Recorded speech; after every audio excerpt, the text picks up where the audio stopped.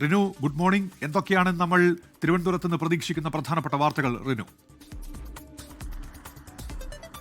Good morning Unmesha. തെക്കൻ കേരളത്തിൽ പൊതുവെ ഇന്നും വലിയ വാർത്തകൾ തന്നെയാണ് നമുക്ക് പങ്കിടാൻ ഉള്ളത്. ഏറ്റവും പ്രധാനപ്പെട്ടത് നിയമസഭാ സമ്മേളനം തന്നെയാണ്. ഇന്നും നിയമസഭാ സമ്മേളനത്തിൽ വലിയ രീതിയിലുള്ള പ്രതിഷേധം പ്രതിപക്ഷത്തിന്റെ ഭാഗത്ത് നിന്ന് ഉണ്ടാകും എന്നുള്ളതാണ്. ശബരിമല സ്വർണ്ണക്കൊള്ളയുമായി ബന്ധപ്പെട്ടുകൊണ്ട് അടിയന്തര പ്രമേയത്തിന് നോട്ടീസ് പോലും നൽകാതെ വലിയ ഒരു പ്രതിഷേധത്തിലേക്ക് സഭയെ കൊണ്ടുപോകാനാണ് പ്രതിപക്ഷം നോക്കുന്നത്. അഭിഭാഷക ക്ഷേമനിധി ബില്ലടക്കം 3 നിയമനിർമ്മാണ ബില്ലുകൾ സഭയുടെ പരിഗണനയ്ക്ക് വരുന്നുണ്ട് എന്നുള്ളതാണ്.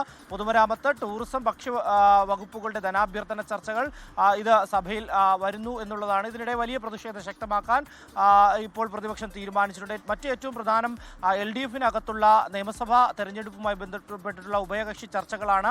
ഇന്ന് ആദ്യം മുഖ്യമന്ത്രിയുടെ സമയമനുസരിച്ച് CPI-യുമായി ചർച്ച ചെയ്യുവാൻ വേണ്ടിയാണ് തീരുമാനിച്ചിരിക്കുന്നത്. നിലവിൽ ഒരു സീറ്റ് പോലും ഒരു ഘടകകക്ഷികളും അധികമായി ചോദിച്ചിട്ടില്ല. പക്ഷേ ചില സീറ്റുകൾ വെച്ചുമാറാൻ വേണ്ടിയിട്ടുള്ള അഭിപ്രായം മുന്നോട്ട് വെച്ചിട്ടുണ്ട്. 25 സീറ്റുകളിലാണ് CPI മത്സരിക്കുന്നത്.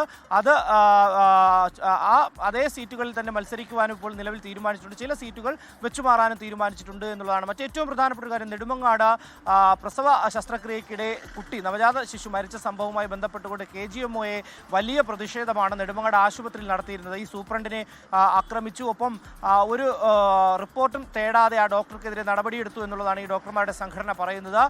ഇന്ന് മുതൽ ജില്ലയിൽ മുഴുവനായി വ്യാപിപ്പിക്കുവാൻ വേണ്ടി OP അടക്കം ബഹിഷ്കരിച്ചുകൊണ്ട് ജില്ലയിൽ മുഴുവനായി ആ സമരം വ്യാപിപ്പിക്കുവാൻ വേണ്ടി തയ്യാറെടുക്കുന്നു എന്നുള്ളതാണ്. ഇന്ന് അതിശക്തമായിട്ടുള്ള സമരത്തിലേക്ക് KGMO പോകും എന്നുള്ള നിലവിലെ വിവരം നമുക്ക് ലഭിക്കുന്നത്. എല്ലാ ആശുപത്രികളിലും, തിരുവനന്തപുരം ജില്ലയിലെ എല്ലാ ആശുപത്രികളിലും പണിമുടക്കിക്കൊണ്ട് മുന്നോട്ട് പോകാനാണ് നിലവിൽ ഇന്ന് ഡോക്ടർമാരുടെ സംഘടന തീരുമാനിച്ചിരിക്കുന്നത്. ഉന്മേഷ്. ശരി, റിനു ശ്രീധറാണ് വിവരങ്ങൾ നൽകിയത് തിരുവനന്തപുരത്ത് നിന്ന്. ലോകത്തെവിടെയായാലും ഏത് സമയത്തും 24 വാർത്തകളും ഓഗ്മെന്റഡ് റിയാലിറ്റി പാക്കേജുകളും എക്സ്പ്ലെയിനറുകളും വിശദമായി കാണാൻ ഞങ്ങളുടെ യൂട്യൂബ് ചാനൽ നിങ്ങൾക്ക് സബ്സ്ക്രൈബ് ചെയ്യാം.